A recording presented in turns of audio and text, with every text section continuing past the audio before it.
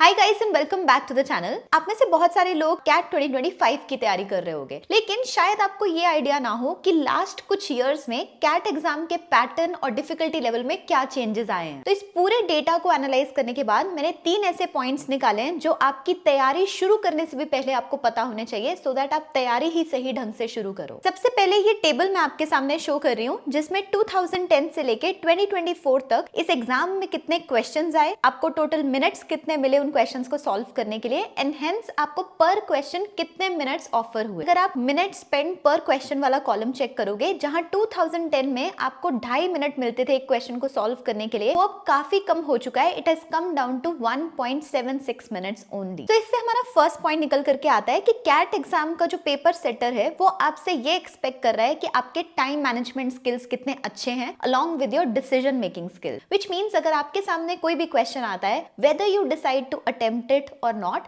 and if you decide to attempt it, तो आप उसे कितना टाइम देते हो। अब इससे आपकी प्रिपरेशन स्ट्रैटेजी में क्या फर्क पड़ेगा, क्योंकि आपको डिसाइड करना है कि कौन सा क्वेश्चन अटेम्प्ट करना है और कौन सा स्किप करना है। आपको एक वाइड रेंज ऑफ टॉपिक्स में अपना कंफर्ट लेवल बनाना पड़ेगा। सो सिलेबस में से कुछ चैप्टर्स को प्रिपेयर ना करके जाना अब आप अफोर्ड नहीं कर सकते, स्पेशली अगर आप इस टाइम पे स्टार्ट कर रहे हो। दूसरा चेंज आपकी स्ट्रैटेजी में ये होगा कि जब आप तैयारी कर रहे हो, आप किसी भी क्वेश्चन को अगर पेपर में देखोगे तो आपको 4 स्टेप्स फॉलो करने होंगे। सबसे पहले आपको आइडेंटिफाई करना है कि ये क्वेश्चन कौन से चैप्टर का है। नंबर 2, इसका डिफिकल्टी लेवल क्या है, इजी, मॉडरेट या डिफिकल्ट। थर्ड स्टेप, आप उसे अटेम्प्ट करोगे, एंड फोर्थ स्टेप, अगर आपसे सॉल्व नहीं हो रहा तो आप उसे स्किप करोगे। ये और भी ज्यादा हो जाएगा जब आप जून के बाद मॉक्स की प्रैक्टिस करने लगोगे, लेकिन इस पॉइंट पे आपके लिए ये जरूरी है कि जब आप किसी भी क्वेश्चन को देखते हो, साथ ही में ये 2 चीजें सोचना शुरू करो कि ये कौन से टॉपिक का है और इसका डिफिकल्टी लेवल क्या है। अगर आप इस चीज की बेटर प्रैक्टिस करना चाहते हो कि किसी भी क्वेश्चन का क्या डिफिकल्टी लेवल है, then I would recommend this resource to you, which is Oswal Books की last 25 years के solved papers. This is the book that they have sent to me. Last 3 years or so से मैं इनकी books recommend कर रही हूँ. In fact, one of the books I have authored with them, which is called a formula book, जो आपकी preparation journey में आपको help करती है। यहाँ पर ये 25 years solved paper book की बात करते हैं, जिसमें क्या है कि उन्होंने last 25 साल में जितने भी कैट के papers आए हैं, उन सबके questions को उन्होंने topic wise segregate कर दिया है। यानी कि अगर आपको ये जानना हो कि प्रॉफिट एंड लॉस चैप्टर में लास्ट ईयर्स में क्या क्या तरह के क्वेश्चंस आए थे, you can simply open that particular chapter in this book and go through all the questions of the previous year. इससे ये होता है कि किसी और बुक में तो जैसे डिवाइडेड होता है ना कि ये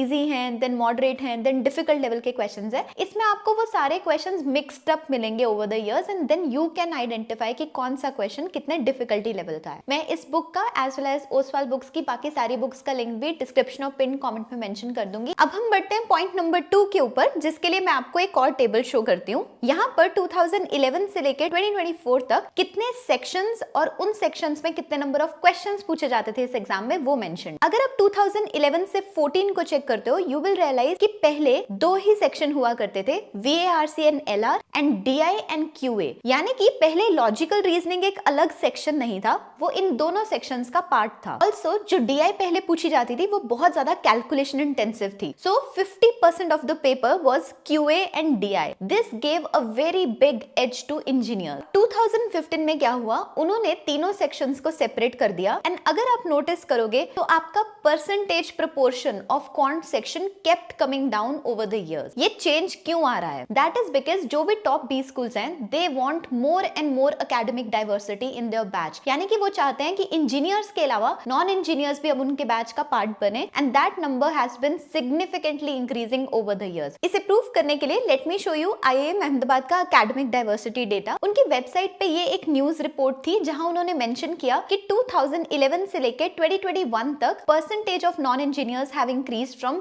5% to 33% of their batch. In fact ऐसी बहुत सी और रिपोर्ट्स हैं, हर ईयर में मैंने उनका एक नोट लेकर के एक टेबल भी बना दिया है, जिसमें ये मेंशन्ड है कि कितने परसेंटेज नॉन इंजीनियर्स थे IIM अहमदाबाद के बैच में over these last few years. जो एग्जाम सेटर्स हैं, उनका एक्सपेक्टेशन ये है कि पेपर को एक लेवल प्लेइंग फील्ड बनाया जाए for engineers as well as non engineers. इससे हमारा इंप्लीकेशन क्या निकल के आएगा? नंबर 1, ज्यादा फोकस VARC और DILR सेक्शंस पे होना चाहिए, बिकॉज उनका weightage in the exam has increased over the years in comparison to सिर्फ QA, and also because they want to make it a level playing field, वो quantitative ability को in comparison to the other 2 sections relatively easier बनाएंगे, and DILR को, क्योंकि वो दोनों के लिए एक मिडिल ग्राउंड हो जाती है, कंपेरेटिवली टफर बनाएंगे। दूसरा इम्प्लीकेशन जो निकल के आएगा that is for non engineers to not be scared of this exam. जब 2017 में मैंने ये एग्जाम देना था, मैं भी डरी हुई थी बिकॉज मैं भी बीकॉम ऑनर्स बैकग्राउंड से थी, लेकिन this data should tell you that the exam genuinely wants non-engineers to get admitted into those B schools and hence you don't have to worry as much. Third change जो over the years आया है that is about the difficulty level of these sections. इसके लिए मैं आपको section wise बताती हूँ कि क्या क्या changes आए हैं starting with VARC.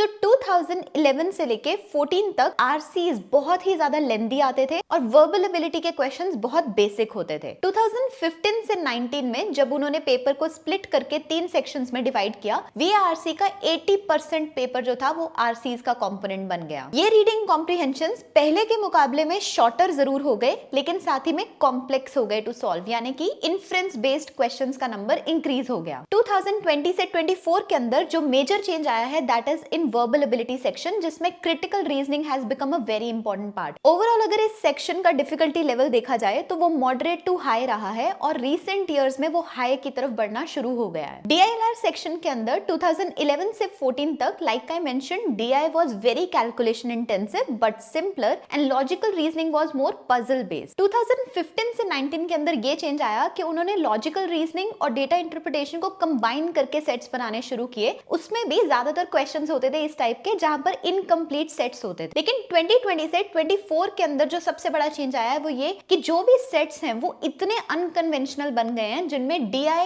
LR और भी बहुत सारे मिक्स वैरायटी ऑफ टॉपिक्स का कॉम्बिनेशन आने लगा है। इसीलिए इस सेक्शन की difficulty is now rated as high to very high and इसे सॉल्व करने के लिए आपको वाइड रेंज ऑफ टॉपिक्स की प्रैक्टिस करना बहुत जरूरी हो गया है। क्वांट सेक्शन के अंदर जो चेंजेस आए हैं उसमें 2011 से 14 के अंदर तो सिंपल फॉर्मूला बेस्ड क्वेश्चंस हुआ करते थे and the major thing that they wanted to test was your speed because उस टाइम पर लोग बहुत सारे क्वेश्चंस अटेम्प्ट कर पाते थे। 2015 से 19 के अंदर जो मेजर चेंज था उसमें आपके एल्जेब्रा और मॉडर्न मैथ के जो कॉन्सेप्ट्स हैं जैसे प्रोग्रेशन, उनका बहुत ज्यादा वैल्यू हो गया था इन दी टोटल वेटेज। 2020 से 24 के अंदर जो मेजर चेंज आया है वो है कि आपका एल्जेब्रा और अरिथमेटिक का weightage has become the highest in comparison to the other topic and उसका भी वही सेम रीजन है कि क्योंकि नॉन इंजीनियर्स के लिए arithmetic is slightly more comfortable, हम लोग स्कूल से करते आ रहे होते हैं वो, that is why it comes very naturally to us. So अगर आप ये दो टॉपिक्स बहुत अच्छे से कवर करते हो you definitely have an edge over others. Quant section के अंदर जो डिफिकल्टी है वो भी मॉडरेट टू हाई ही रही है but ranging more towards the moderate level. Last year difficulty थोड़ा हायर था बट उस केस में भी 13 to 17 questions out of 22 were actually from arithmetic and algebra only. So this is what I broadly wanted to share in this video. I truly hope that ये information आपको help करे. If you have any questions around CAT 2025 preparation or any video suggestions, just let me know in the comments and I truly hope that your preparation is going well.